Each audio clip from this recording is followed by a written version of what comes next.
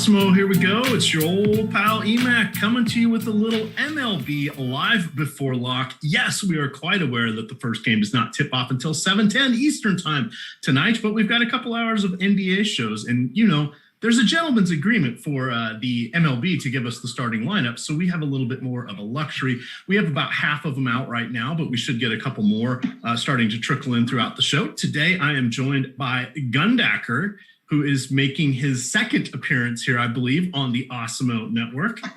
Gun, how are you doing? It's actually show number 3. I'm sorry. I'm third on the pecking order. Great. That now I feel special. Jeez. That's all right. I got the late night treatment on my opening night. So, you know, they brought me in gently, and then they hit me with the prime time back to back. So, you know, I had to get some batting practice to get with you, EMac. Now I think I'm ready to live up to your greatness. Well, we'll see how that works out. Tonight we just have 5 games. There was wall-to-wall baseball today. Remember, we're going to see some of that on Saturdays, particularly when we think about the weather situations. It's a little bit cold in most of the U.S., especially the Central and East Coast, so not quite warm yet. So a lot of teams are going with day games on Saturday in addition to Sunday, but we'll start to see more and more nighttime slates as the weather gets a little bit warmer and as school gets out. So just keep that in mind. But plenty of contests, plenty of stuff going on tonight, and we've got you covered for this. So as I mentioned, there are 5 games this evening. There's no real weather that we have to worry about. And then the other thing that's kind of nice is there's the game at 7:10. And then the next game is not until 8:10. So we're going to have plenty of time to do our NBA lineups, our NHL lineups, whatever else you guys are doing. And that's the key thing. I do want to point out our free content of the day is the NHL and the NBA projections. You guys can find those over on the site. You know how to navigate there and get to them, or you can always look at the pinned tweet over there at Awesemo_COM. If you're not following Awesemo Twitter, you really need to. We're doing lots of giveaways, including we just gave away a full year of MLB premium content. Gundacker, I like that name. How did your parents come up with the name Gun? That's kind of rough. How did they come up with it? Yeah.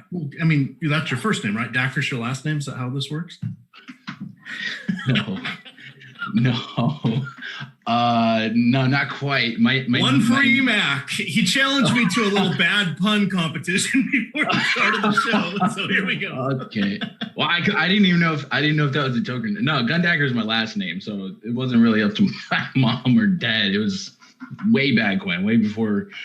Maybe before you, I'm not sure, right? No. Okay. Awkward silence. I took it too far. I got my milestone birthday coming up here. Okay. It's a big one, so we've got that going for us. But yeah, we've got some good times to be had here. So let's jump on into games. We got plenty of other time to screw around here a little bit. So let's look at our first game here. This is kind of an interesting one. We have Jose Berrios going into Milwaukee.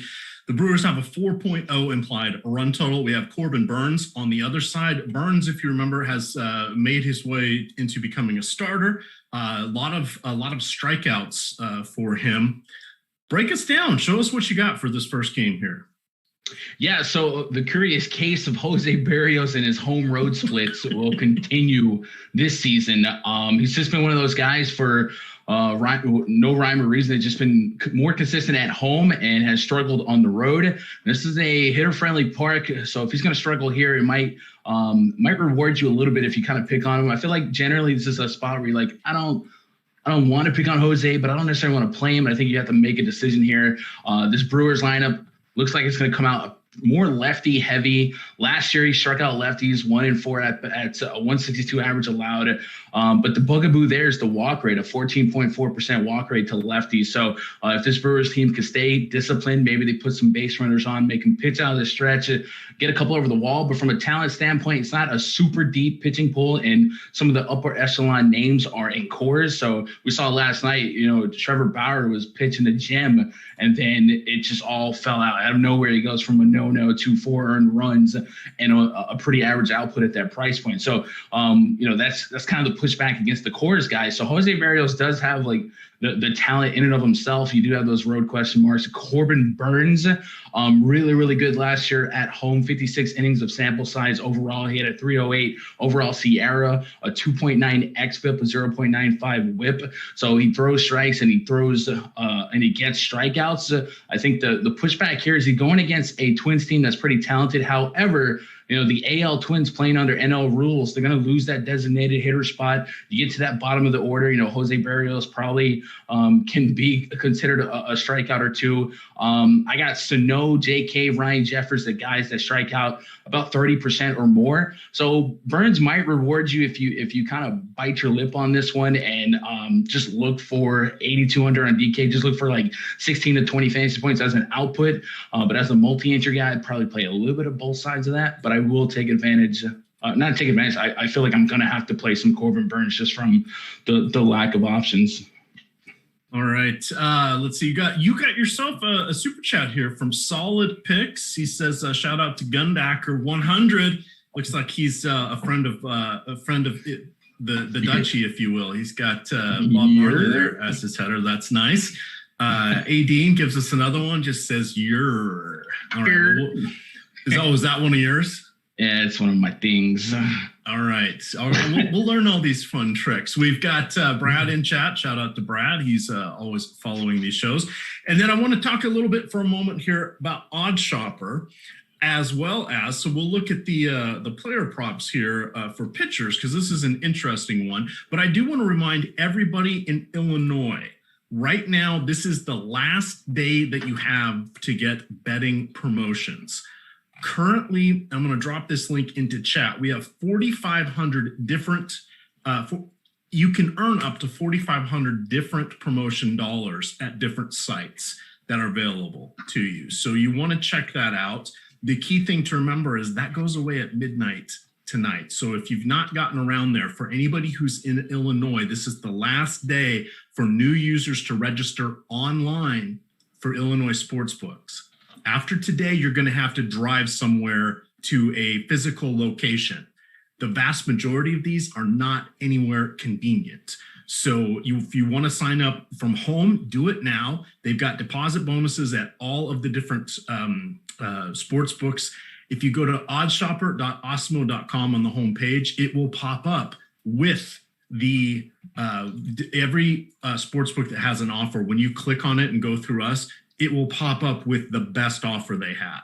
If you're looking around at the ones on Twitter or online or things that are popping up on your ads, those are not the best deposit bonuses out there. They usually are trying to get you to pick those because you see them quickly, and they don't give you the really good ones automatically unless you go through an affiliate site. This does help us on the back end, so we want to say thank you in advance for going through there. And if you're in any other legal state, definitely go through our links. So the one thing nice about Odd Shopper here is if you click on it, it's got everything that you need to have with regards to finding player props. Now, this is something that even if you're in a site or in a state that does not have sports betting, this is always a helpful thing to look at. Especially, I like the pitcher strikeouts props.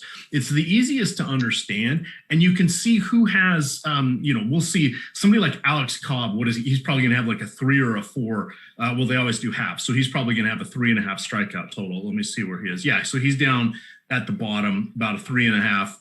There. And then that's not a very exciting one. You're kind of living on the edge. But if you go look at his game logs, you realize that's something that he's not going to get to all that often. Then you get someone like Caleb Smith. He's a strikeout artiste. He has a 5.5 prop, but you can look over at FanDuel. The over-under is actually 6.5. So if you want to take the under, you're better off at going to FanDuel. And then those other little numbers there tell you how much you have to pay. So FanDuel, the under, you've got to pay 164 to win 100 on top of that to get it back. If you want to go with the over on FanDuel, you get put in 100, you get 128 back in addition to your 100. So that's called the vigorish or the money line, if you will. But we can always check this stuff out. It's pretty helpful. Looking at Corbin Burns, this one's coming back to you, Gun. Do you think he's got the over 7.5 or the under 7.5? This feels like a good number. There's even money on both sides. We're not getting it shaded one way or the other. So when it comes to like kind of projecting strikeouts, I like to find guys that are over 20%, closer to 25 or greater. I'm looking at this Twins lineup against righties. I got Byron Buxton at 23.5% of the last 2 seasons against righties. I got Miguel Sano at 39%, Jake Cave 29.7%, Ryan Jeffers at 33%. And then, like I said, the wild card here is that pitcher has to hit here, and that's not something the Twins are used to doing. So I can't imagine Jose Berrios carries a heavy bat. It might look like Tyler Glasnow in the box the other day, where he just wasn't going to partake in the at-bat experience. So 7.5, I could see 4 there. So if he can get the rotation, get through that lineup 2.5 times, that's knocking on the door.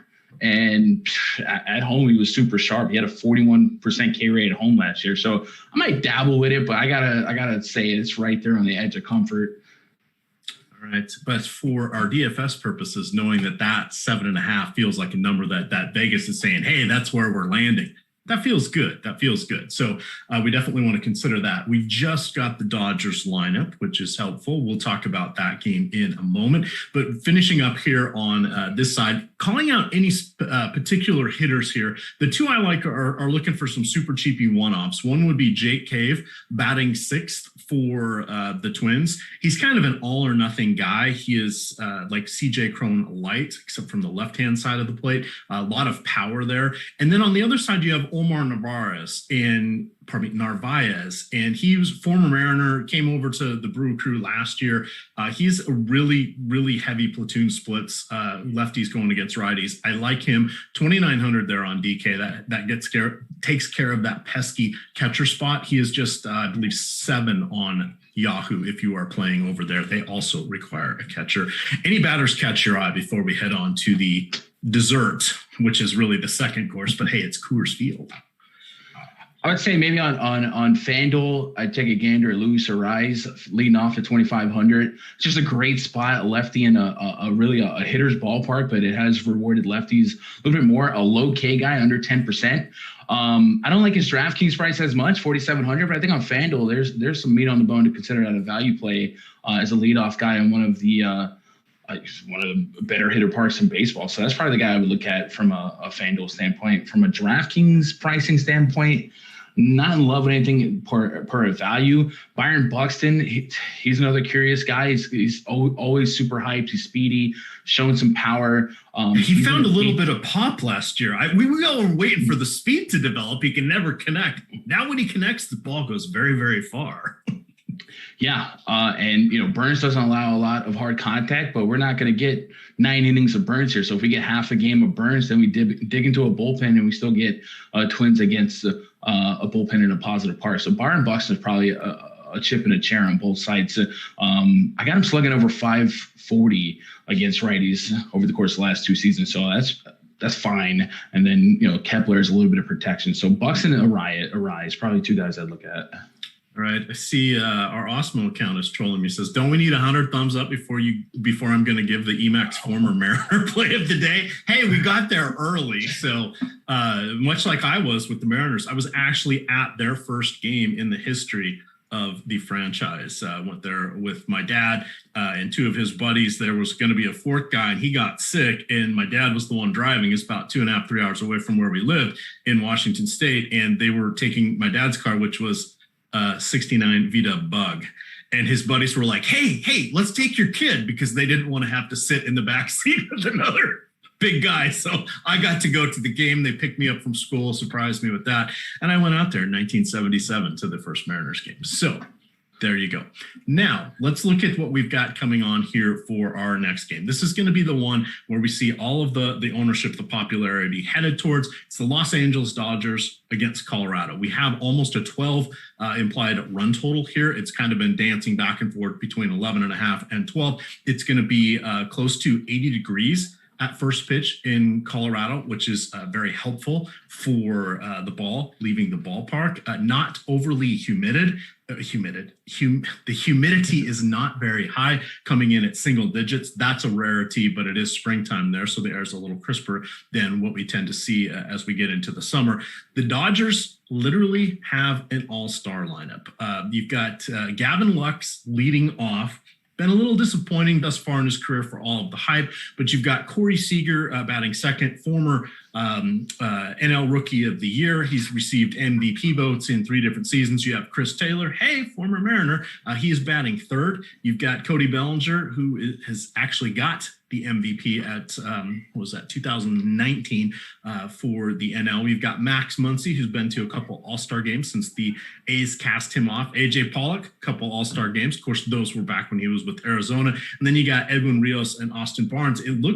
Are we really going to see a sidebar? Are we really going to see Mookie Betts not play every day against righties? Is this going to be a thing? The 2019 AL MVP is a platoon player now? No, I don't think. So there's no Mookie, no Justin Turner, no Will Smith. So Smith's not a surprise, I don't think. Right. It's crazy how good this lineup looks, and they're still missing like 2 of their best players. I don't think Mookie's a platoon player. Just say they kind of did it for a hot minute last year in our 60 games express season, but we'll see. What do you like here? You got John Gray going on. He's got his last 100 innings at home. He's been pretty solid, just over a 4 ERA, 20% strikeout rate, etc. He does okay at Coors Field.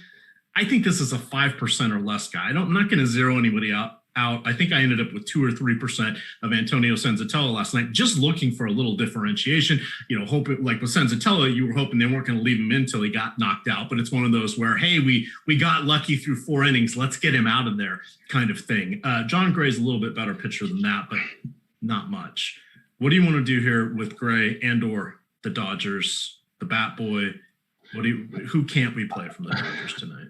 So I don't think I get to any John Gray. I do think he's more talented than the price, but I just don't know that my process is going to lead me to pitching against the Dodgers and Coors, even though it's a little bit different of a lineup. Obviously, anyone on the Dodgers I think is in play for me today. Gavin Lux is an incredibly lucrative spot on FanDuel at $3K leading off in Coors. That's a whole lot of what you want. And then Corey Seager, we saw last night, man, this guy hits the ball hard. He's been a barrel hit poster boy. He just hits with incredible exit velocity, and in Coors, that dog will hunt. Cody Bellinger, you throw him in the mix for me. So like probably Lux, Seager, Belly, the lefties kind of leaning towards the top for me in terms of interest. But all like the entire Dodgers lineup is going to be selected into my player pool. Walker Buehler's a little bit more the interesting case for me. I was pretty underweight on Trevor Bauer last night, and I had all but accepted a losing night up until he went out there and things fell apart. 6th inning kind of got to him. Next I'm profiting. I was like, okay, let's go, guy. I was all about Snell over Bauer, and Snell was 1 out away from being win eligible, and then the play was fine. But at the end of the day, they only were a difference of 4 or 5 fantasy points, so it wasn't that drastic considering the price gap. But Walker Buehler becomes an interesting click because of how shallow the pitching pool is today. On FanDuel, he's 8K. You'd like his chances at the win. Is a strong favorite. His team's got a 7+ implied total.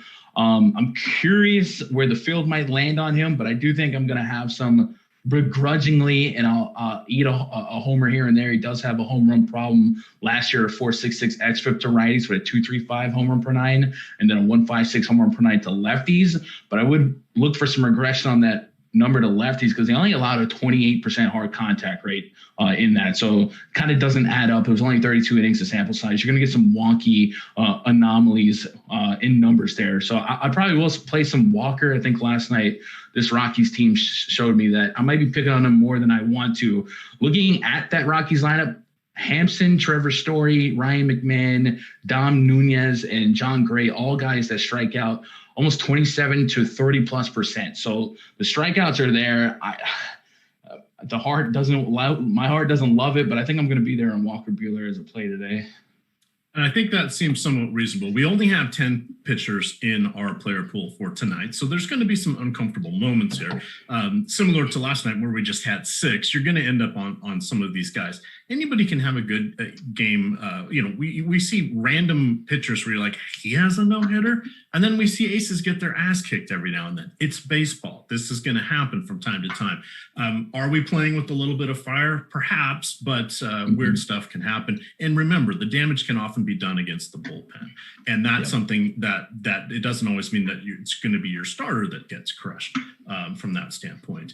One thing I want to point out, and we're going to talk a little bit here about the top pitcher stack. I'm going to talk about it because you guys need to get it. It's premium. But right now we're offering Awesemo Awesemo MLB Premium for $9. You get 9 days. That's just $1 a day.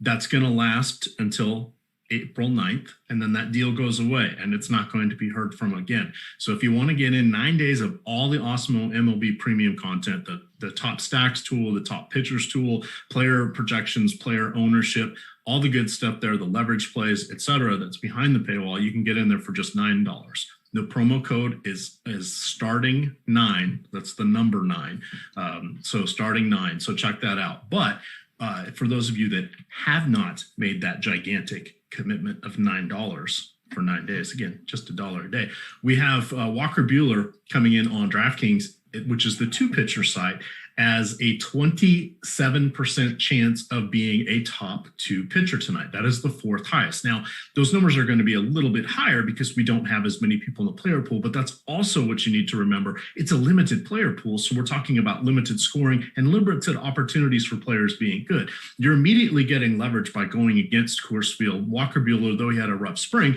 is a good pitcher. He does have strikeout upside. That's everything we need for this one. And so this is not quite the same lineup with no David Dahl anymore. He's off in Texas. You've got Nolan Arenado. He's off with the Redbirds in St. Louis. So this is a much different Rockies team.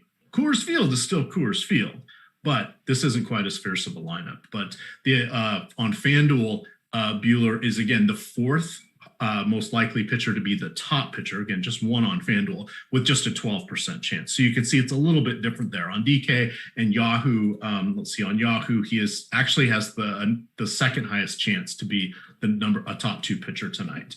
He is just $44 over there. He would most definitely be in play at that price. $44 is basically like the equivalent of $8,300 on DraftKings and FanDuel. So that's a good way to look at this. All right. Anything else from this game? Because this is the game where everybody wants to hear about. Yeah, I mean, just like yesterday, people were pretty light on the Rockies, and Coors turned into Coors. Sometimes you can just rely on the ballpark to be the ballpark. And after the 6th inning, we saw the Rockies end up being some decent plays. And outside of Trevor Story and Charlie Blackmon, it's incredibly cheap exposure to the top hitters park in baseball. CJ Cron, pretty cheap on both sites. Raimel Tapia in that leadoff spot. It's not like an incredibly great player, but cheap exposure. And, a football game is liable breaking out any inning in Coors. And if you want to lean on Walker Buehler being less than stellar in spring training, maybe the Rockies kind of continue that trend here. So I just think overall, outside of Story and Blackmon, it's a decent bargain on Rockies bats considering the park. All right, you win that one. Old-timey sports references. The football game may break out. Okay. I see what you're doing there. Challenge accepted. I wasn't even trying. Challenge accepted. This is one of those. To win, you got to score more than the other team. Yeah, that's some hard-hitting analysis right there. The Awesemo Podcast Network, by the way, you can get all of our shows with the exception of the Live Before Locks. All of our shows come out on the Awesemo Podcast Network. Those are available on any podcasting site that you usually go to. That could be iTunes, the Apple Store, Google Play, Spreaker, Podbean, making up a name, and we're out there. We have the main channel that literally has every show on it, and then we've broken out each of the sports just in case you don't have that much room on your phone or mobile device and don't want to get a bunch of things. If you're only a one sport person, we got you covered there. We got the MLB channel, the NBA channel, etc. We even put out the NHL show there each day since they record that in the afternoon. So if you're commuting back home or working out or doing whatever and you want to have the podcast, definitely check that out. Game number 3 here, lefty Caleb Smith going into San Diego to take on the Pod Squad. We have Joe Musgrove, righty, going against the Arizona Diamondbacks here. Caleb Smith, a lot of strikeout upside, scary task going against those Padres. How are you feeling about Caleb Smith versus someone like Walker Buehler? Because that is kind of a decision point. Now, the dollars are different, but the pucker factor is going to be high with both those guys. Yeah, this Padres team against lefties is just insane. Tatis back in that leadoff spot. I guess they're done playing around with Pham. So Tatis Machado, Pham, like that's nasty. It does seem to fall off a cliff after Will Myers. Even Jake Cronenworth's a little bit iffy, and it's a lefty-lefty matchup. So maybe there's a chip in a chair at 6'8". Caleb Smith has some underlying metrics that project well for strikeouts, a 14% swing and strike rate last year, but it's only 8 innings, closer to 13% the year prior, and 153 innings. So there is some built out potential for strikeouts, but the xFIP has just been high year to year against righties. So it's not really a spot I'm overly enamored with. Fun fact, me and Caleb Smith went to high school together, so I would like to see him succeed here, but I hope he doesn't hear this, or he might unfriend me on Facebook or something. I'm probably going to have some Padre stacks tonight, but at least the swing and strike rate is there for Caleb if he's on one. Yeah, he's yet again another Marlin pitcher with talent that just ends up elsewhere. Which is just whatever. I'm sorry to all the Marlin fans out there for your team tanking all the time. Although I will say they do have 2 World Series, so you can't hate it on that one. For the Padres here, we have I hate when you try to figure out what Musgrove you're going to get. That's when you just run into trouble. Yeah, he's going to play a prominent role in our lineups tonight because, again, especially if you're playing on the 2-pitcher side, we got 10 pitchers. We got to roster 2 of them.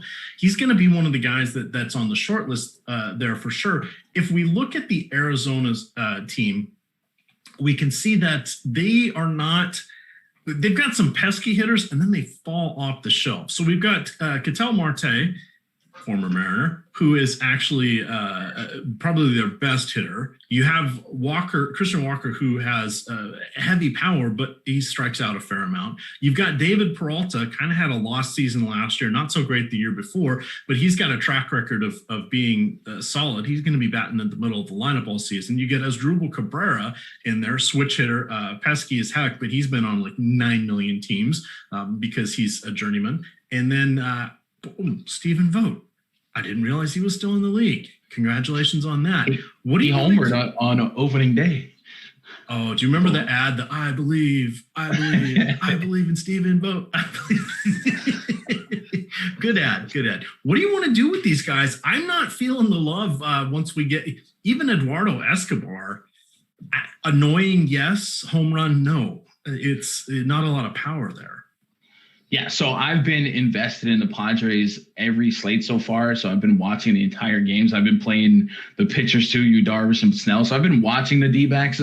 Ketel Marte looks amazing, and he's pretty cheap on both sides. So he's easily the person I'm most scared of if I'm targeting Joe Musgrove here. And I'm not going to hedge stack against Joe, but I will have Ketel Marte activated in my opto tonight. The rest of the lineup doesn't scare me. It's pretty watered down. If you lose one to Christian Walker, you lose one. Even David Peralta, his slugging percentage against righties has dropped under 500 in the last 2 seasons. Maybe he can get back to it. Maybe Asdrubal Cabrera can build back up. But overall, low WOBA, not like elite strikeout potential in this lineup, but not something you're running from, a 23, 25, 20, a couple 20%ers. So, I think Joe Musgrove might end up being one of my highest owned, probably my highest owned SP2 on DraftKings. We'll see what I get on FanDuel. I'm just going to kind of trust this ground ball right to bail me out with a defense like Tatis and Machado filled in behind him, even though Tatis had 2 errors yesterday,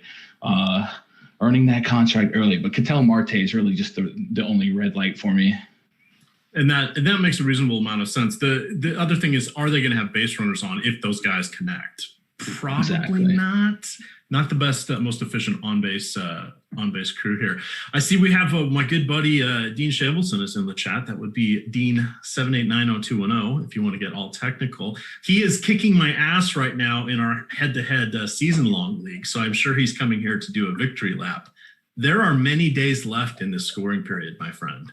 I will have revenge. Oh, yes, I will. Let's move on to game 4 here. We have no starting lineups, for the White Sox. Ooh, we just got a starting line. Let's see if that's going to be one of those. Nope, that's an NBA. Against the Halos. A couple guys making their debut for their respective teams. Lance Lynn, Alex Cobb. Alex Cobb does not strike anybody out. There's a fair amount of power sitting in this White Sox lineup. A shame that Eloy Jimenez is going to be out. They sort of fall off the shelf there at the bottom of their order. A lot of teams do, but they do have Adam Eaton back after his stint with the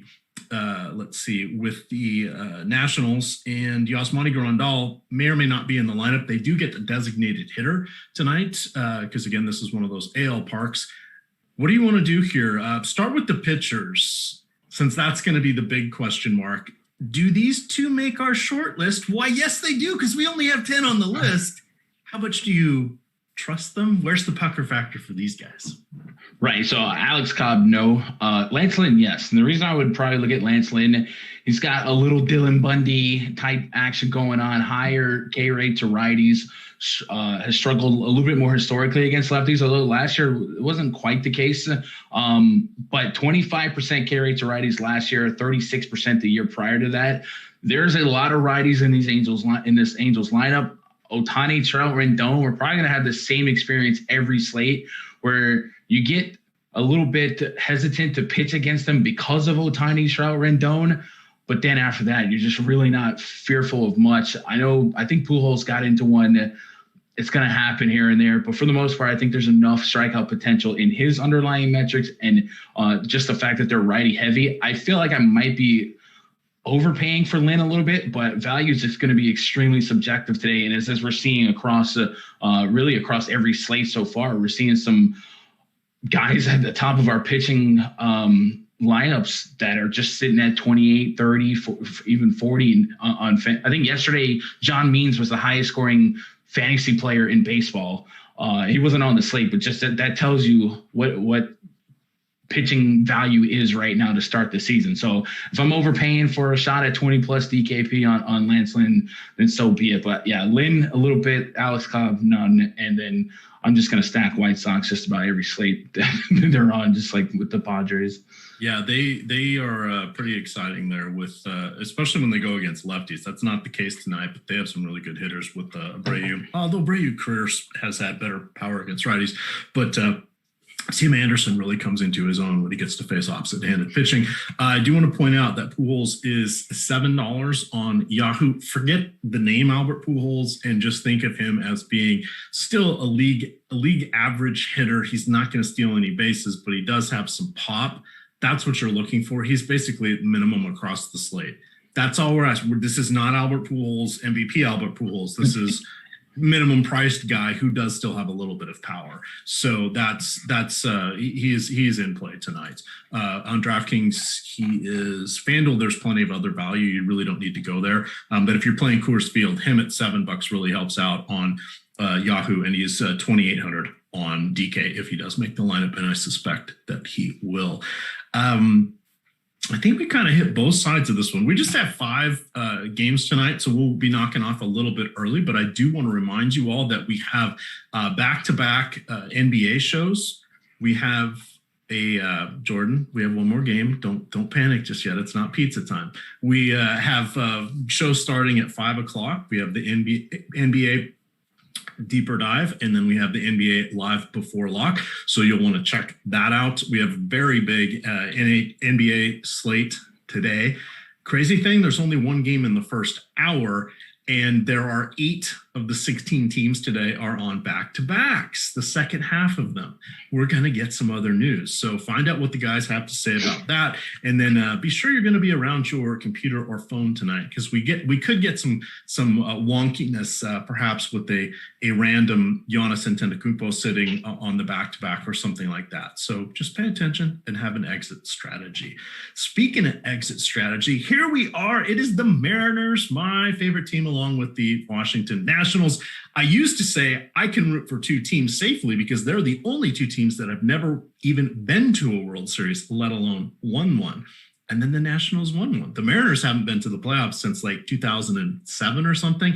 It's been a long time, and they have never been to the World Series. So near and dear to my heart. I moved out here to the Washington, D.C. area, recognized bad baseball immediately and said, I don't have to stay up till 10 to watch the game. I can have the game done by 10. And I adopted the Nationals. So that's why you guys hear me talking about the Washington teams. And a lot of times our viewers will get confused because they'll say, wait, why is he talking about Seattle? And then I'll start talking about the Nationals.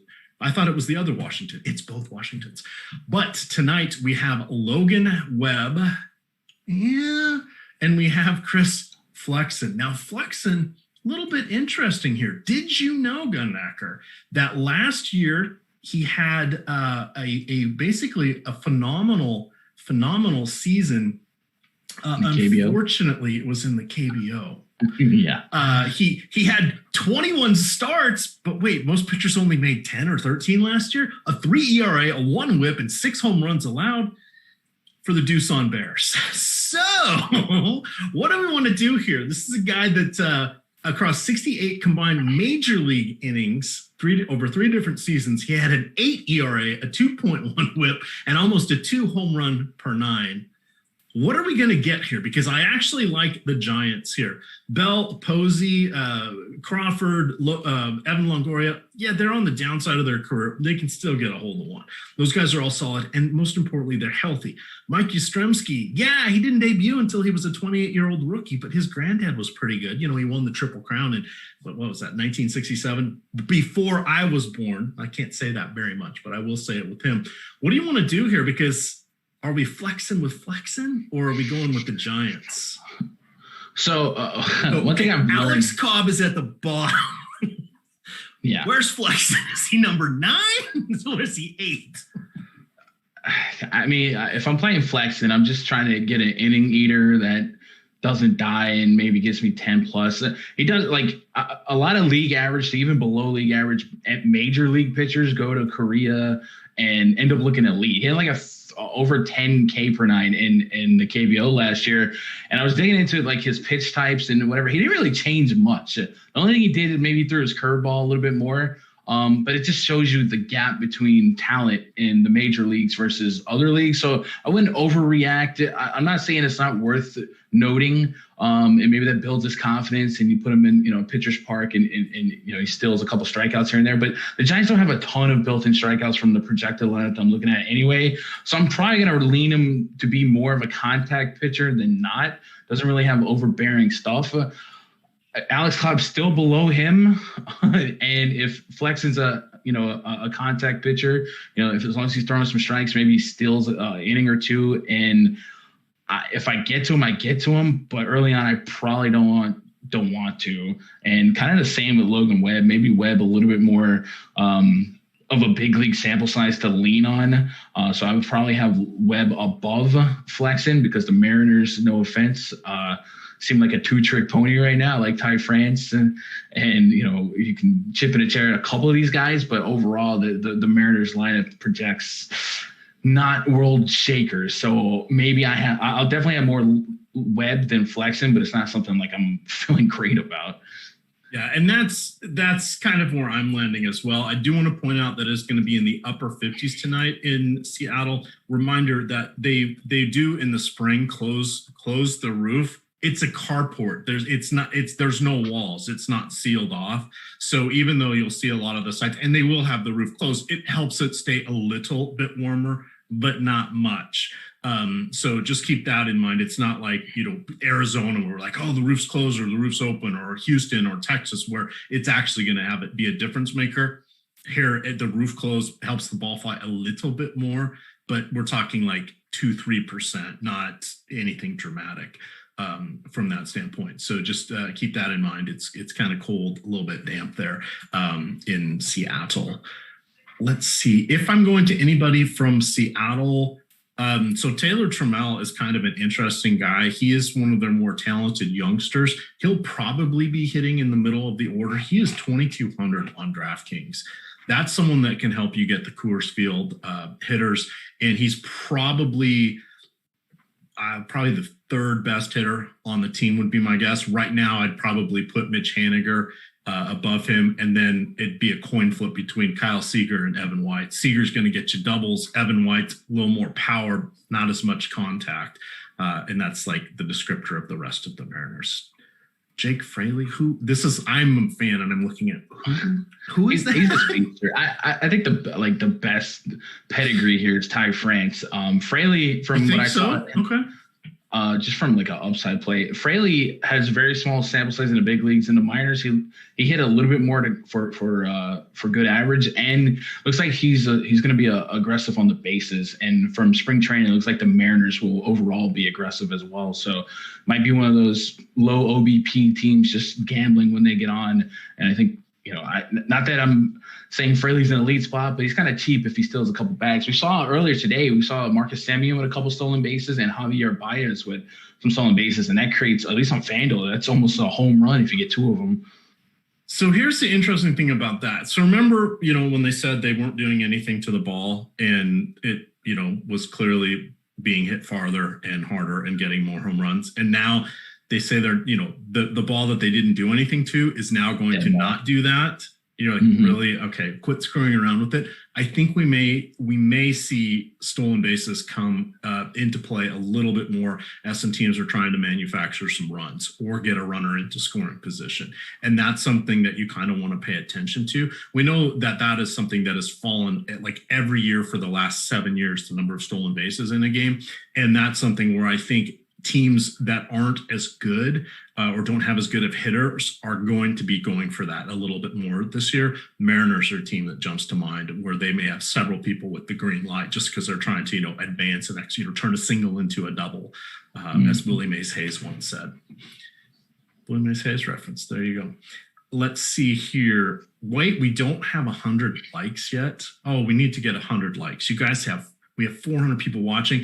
They say Gundacker is worth 300 likes alone. Let's see if that's true. Let's get there. Mike Talbot would say, can we advise the great Gundacker that the hat almost kills all of your credibility? It's very hard to look at.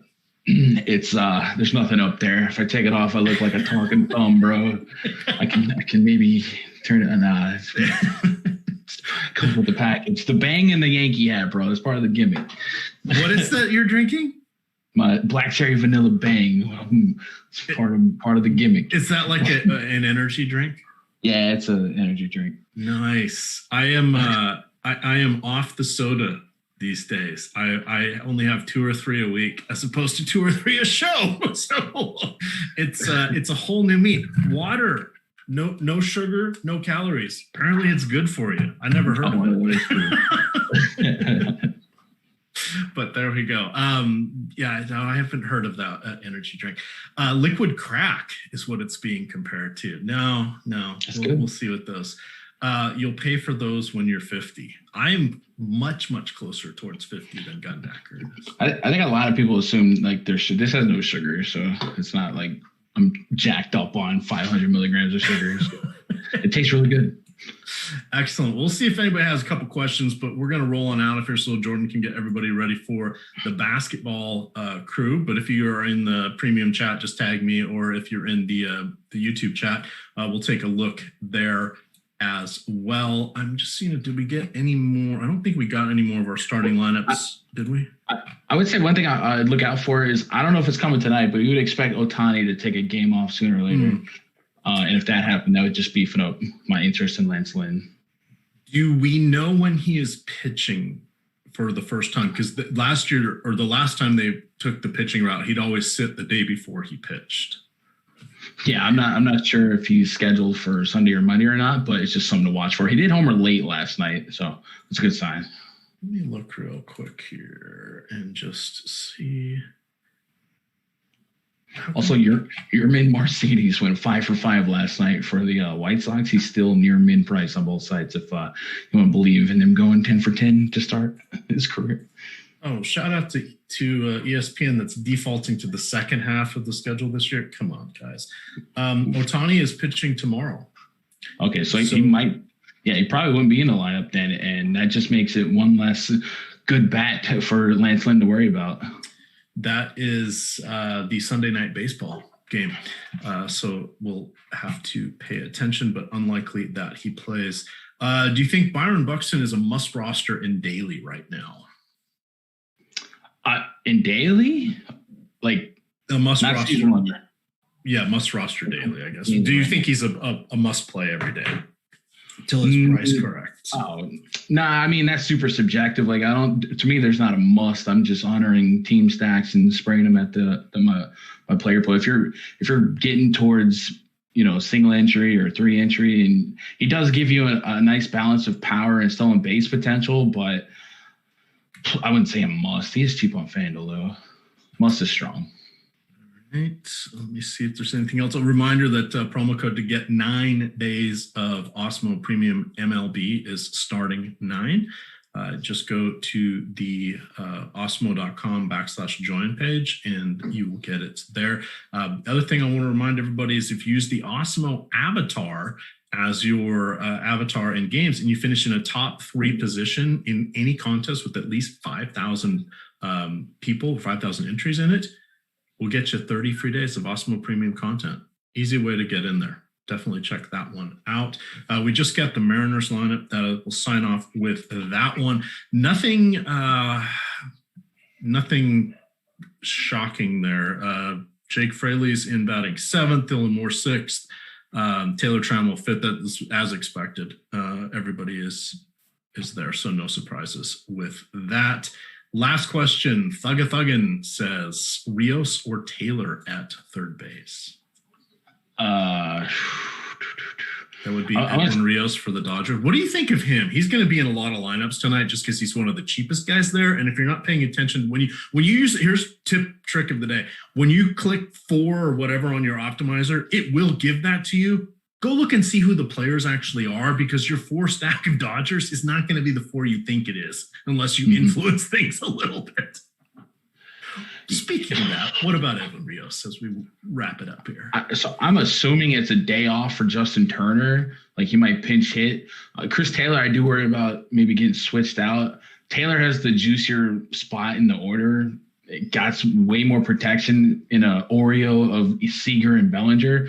So I think just for that, that's enough lucrativity that I'd probably lean Taylor, but just understand that he may not close this game if Roberts gets a little fishy and needs to go and get a dub late in the game. All right. Patrick Fitzgerald asking, how does he get the Awesemo avatar? I just dropped the link to that in chat. You can either Google Awesemo avatar, or you can go to awesemo.com, and on the top menu on the far right, there's a button that says social. If you hover over that, it'll give you the Awesemo avatar, has all the specific details and how you can claim your 30 free days of Awesemo premium content if you see your name in lights at the top of a GPP. Reminder, of course, we got 2 hours of NBA coming up, but tomorrow we start it all over. We got the 10 a.m. NBA strategy show with Rinpack and Josh Engelman. 11 a.m. we're going to have the MLB live before lock. That will be with myself and a special guest. Then we have at 5 o'clock the NBA Deeper Dive, me again with T. McBee, Terry McBride. 7 o'clock live before lock, NBA style, Jason Floyd and Eric Lindquist. And then special show, 8 o'clock tomorrow night, we're having the Masters 2021 roundtable betting and preview. That's going to be with Jason Roslin, Jeff Ulrich, and Max. So definitely check that out. Gundacker, thank you for joining with me. This was a lot of fun.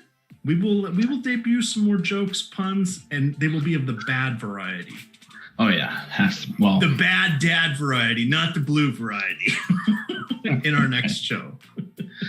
Sounds good to me. All right. You can follow Gundacker at Gundacker on Twitter. I am at EMac Dfs. And of course, it is Awesemo _COM. With that, gamers.